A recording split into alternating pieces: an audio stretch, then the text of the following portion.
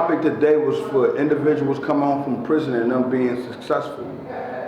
The number one, I gave a lot of different elements, but the number one is patience. So I need the children, I need the youth here to help me, because what it does, it gives fuel to the fire, whereas though everyone says, you know what, Hodge is down here, King Ernest is down 10th and Chu, and he's speaking. And this place that he's speaking in is a place where as though in his life, where people didn't even like him. People was against him 100% for some of the things he have done in the past.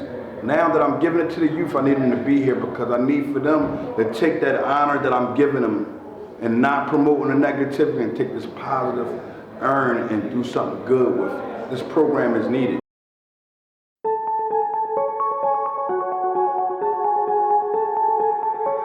I want to be.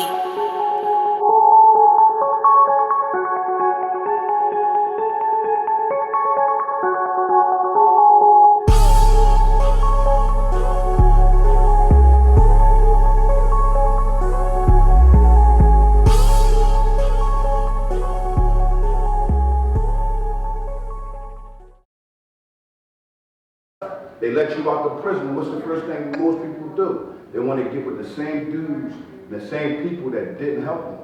So that's number two, your company. Once you're out of the prison, it's about your company. Now, once you get into a halfway house, or some people didn't have a whole lot of time and they go straight home, they don't have what? ID. Number one, you'll be surprised how many people, or how many times I even came home from prison and I didn't even have an ID. So now, I'm in the halfway house, and I'm cussing the counselors out, because what? I come home unprepared. Because that sheet that I put under my bed, that sheet allowed me to know I'm supposed to get this first. After getting this, the next thing is what? Because most of us are renewing our license. So after this, the next thing to do is to step and see if you can get a birth certificate and a social security card. A lot of people, believe it or not, a lot of people do not get a birth certificate. You'll hear people talk trash all day about how they're going to go home and do this, that, and the third. I know you got their social security card or birth certificate. So that's number two. That's the number two thing to do. The number three thing to do is pause. Hopefully y'all, you know what I mean? Put it in your heads. If y'all not putting it in your phones, you got to pause and think while you're in the halfway house.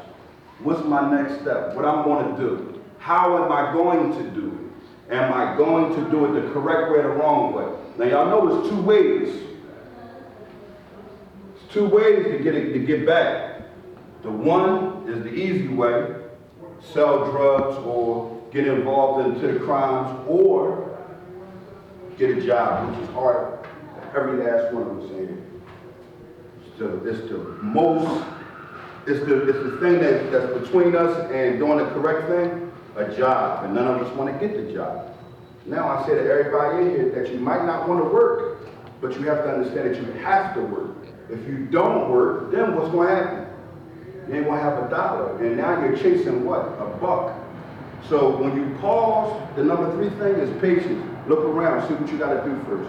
Let me pinpoint this. Let me just worry about my social security card or my birth certificate. Some going to say, man, I ain't even have the money to do that. All right, so what you do is you go back in. Don't take the pass out on the first halfway. When you go on your pass, don't take that pass to go ahead and, sleep. If you want to sleep with some women or run around, I'm not telling you don't do that, but I'm saying get the things in order that need to be in order so you can go ahead and get that interview. That's your next step, the interview. Now a lot of people will say, man, I don't get no interview. They don't even call me. You're lying if you're saying you don't get an interview. This is not filling out the application correctly. So you have to fill out the application correctly. Some don't know how to do that. A lot of people, believe it or not how to read and write good, don't know how to fill out an application. So they fill out the application the best way they knowledge. They don't have no job history, no resume. Now the job is emailing them, telling them that they need their resume. So these things is on that list. It goes back to the first thing I was saying with getting in contact with the counselors and things of this nature. It's on there. It says you have to have a certain amount of things in line and order once you get home. The system will kick you out. It's not about being paroled, it's about what you've done in there to get paroled. A lot of people make it the first time, believe it or not. So that's what was necessity. These are things I'm talking about as necessities. Now, a lot of us get caught up in not caring about those that we roll for in the prison system. They come home and what we do? F him or her because they ain't trying to do the right thing. They don't know how to do the right thing. Majority of the people that's in prison are in prison for being bad and doing crimes. They're wrongdoers.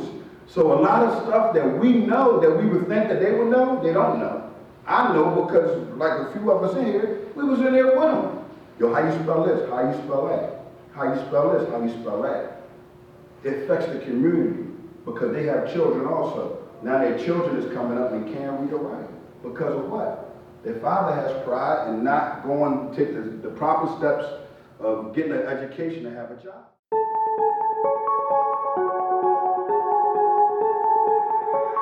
I want to be.